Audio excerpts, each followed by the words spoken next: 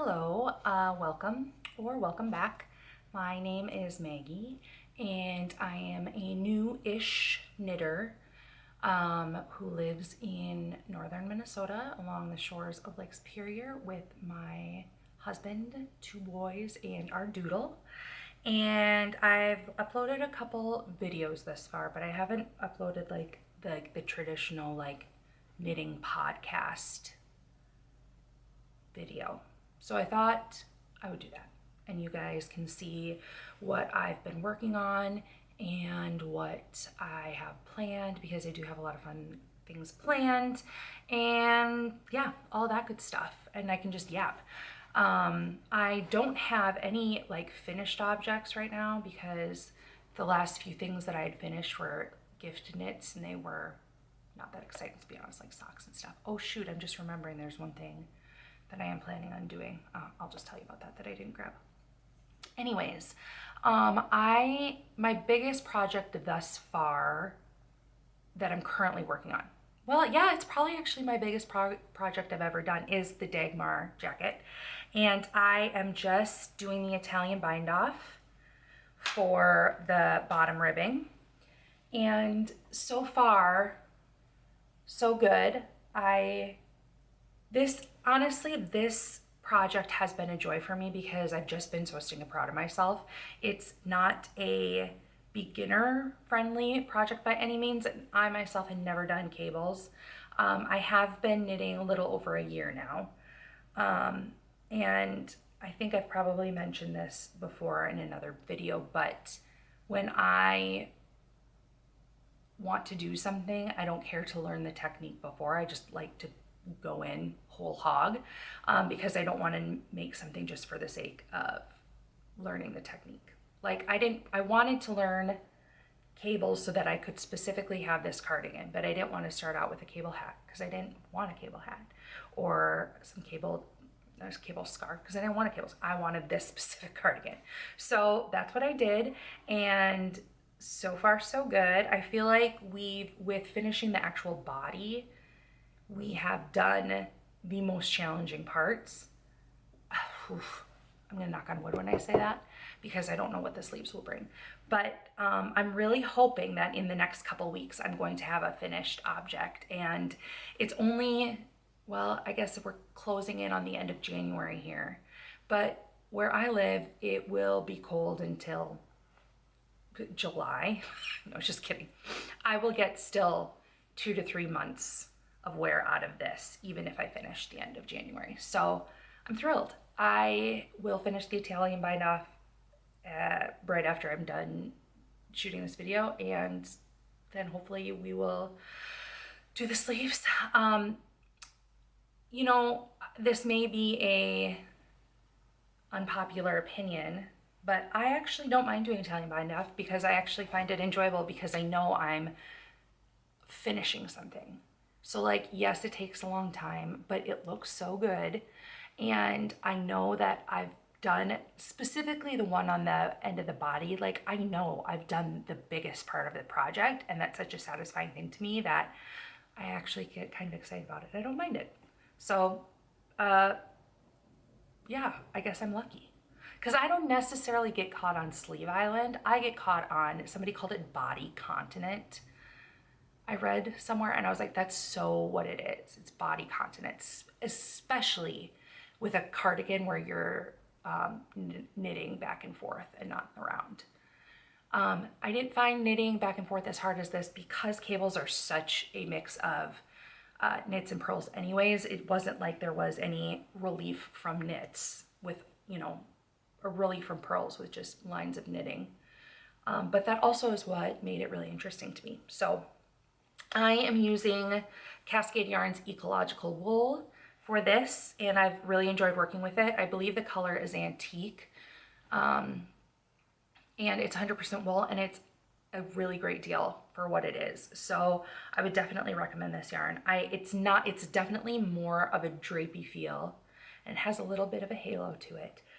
So if you like that vibe, then you should do it. They come in these huge skeins, and then they cake up to be like massive.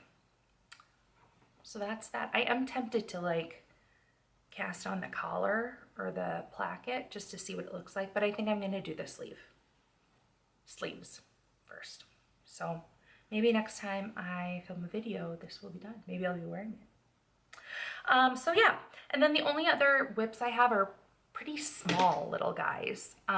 One is the buoy bandana that I have been working on very slowly. I'm using Knitting for Olives Merino for these colors, and one is blood orange. I can't remember what the other color is. Dusty Moose? Something like that.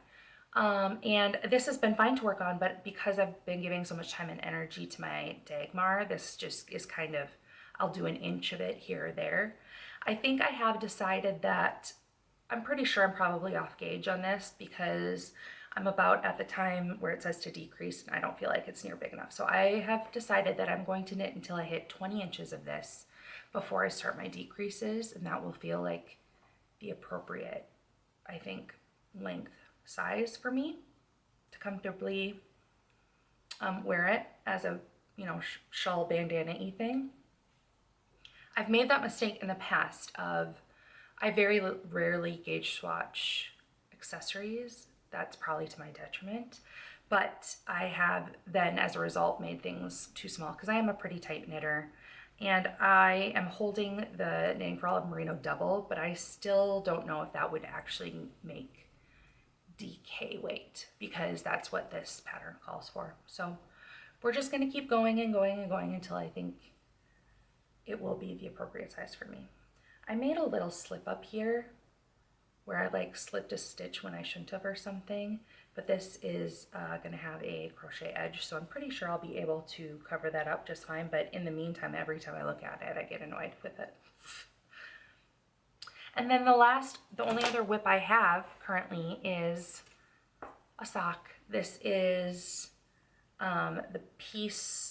this is the Camp Waffle sock, and I'm using Hannah's pattern for the waffle pattern, but I'm pretty much doing my own like amount of cast on stitches, and I'm gonna do my own heel and all that kind of stuff because I have a really good idea of what works for me with socks now. This is a hand-dyed yarn I got from a cute yarn shop in Sioux Falls, South Dakota, but the yarn itself is actually from Michigan. This is the yarn Keenan hand-dyed yarn in the color West of the Moon. And I'm not typically a huge space or hand-dyed girly, but something about this just really works for me, and I think it's the color, one, and the pad or the texture with the color. I'm really enjoying. So yeah, and those are truly all the whips I'm working on right now. I have been giving so much of my attention to the Dagmar. I'm definitely not a monotonous knitter. I really truly always have a sock on my needles and one or two larger projects and usually another accessory. But I have several upcoming projects that I'm going to talk to you about right now. The first one is a test knit that I'm doing for a gal named Brooke, and it's a structured sweater, and I'm really excited about it. However, one of the suggested yarns was Briggs & Little Atlantic yarn. I am a huge Briggs & Little fan, but I feel like recently it's gotten super popular, and so it's been harder to get, at least in the colors I've been wanting. And so I put in an order for it, but it was out of stock and it literally just shipped. So I believe I will receive that yarn not until next week. And once I receive that yarn, I'm going to have to like hit the ground running with that because I want to give her feedback, and I want it for myself because it's going to be such a cute sweater. That being said, I have been tending to do more colored garments lately. My Dagmar is an exception, but I do need more like basics that aren't bright blue or bright red, or, you know, I need more basic things in neutral colors that I can just wear every day. And this structured sweater is for sure going to be it. I'm really excited to start that one, and I think it'll go fairly quickly because of the weight of the yarn. I think it's like a bulky. The other thing that I'm planning on doing is, well, so before I got the Briggs & Little Atlantic, I went to my local yarn shop to see if I could find something. And my own mistake, I misread the gauge, and I was way off. I got Peace Fleece in, what color is this? Wild Mustard, and I love this.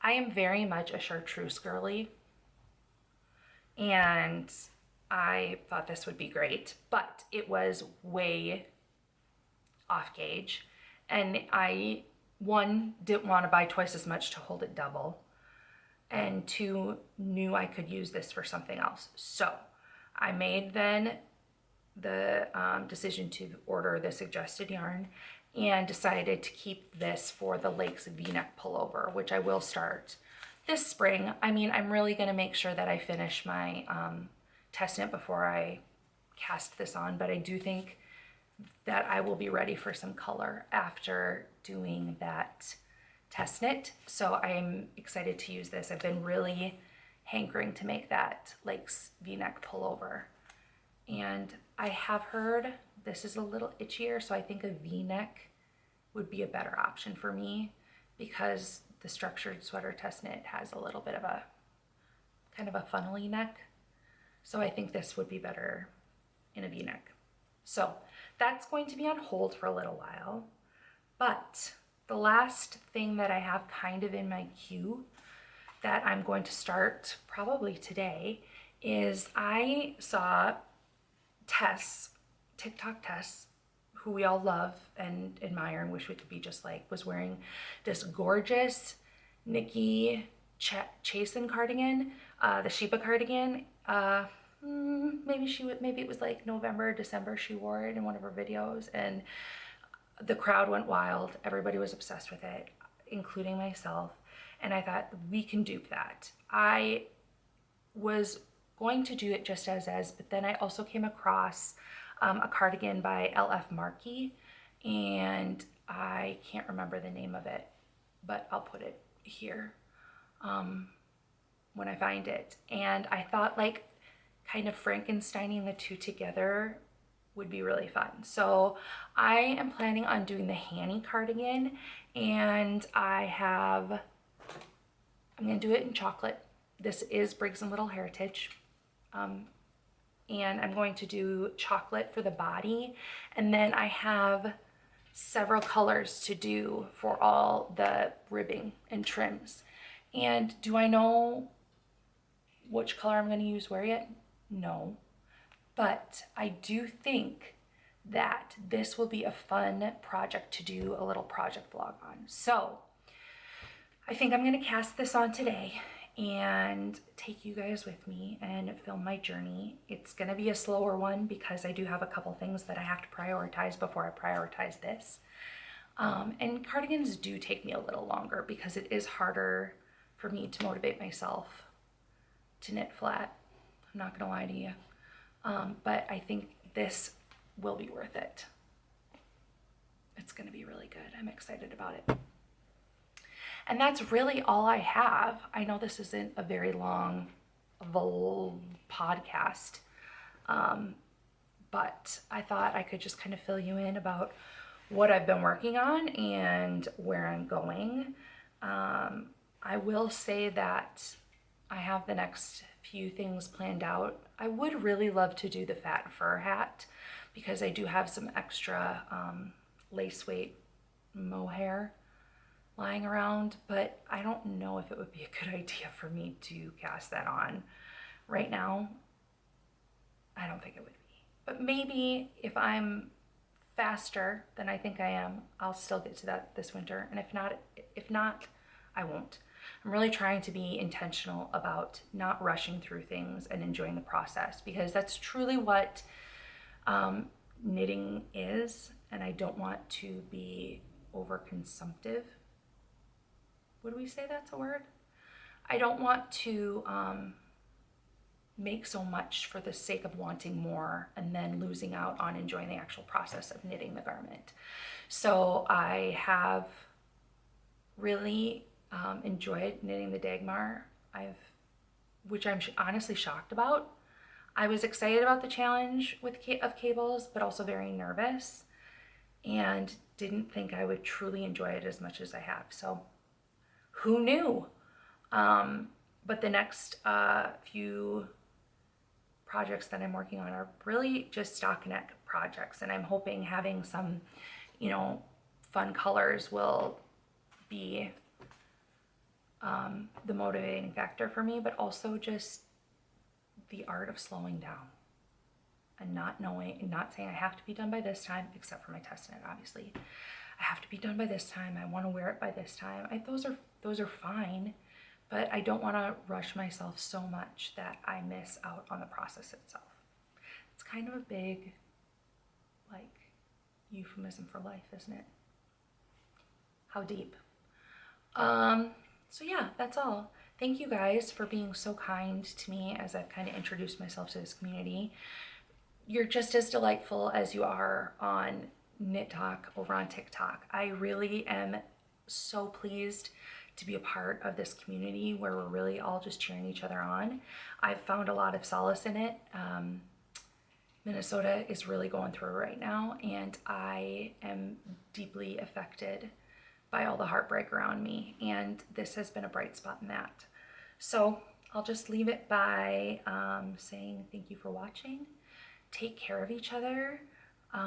Extend so much grace to those around you, and love, love, love.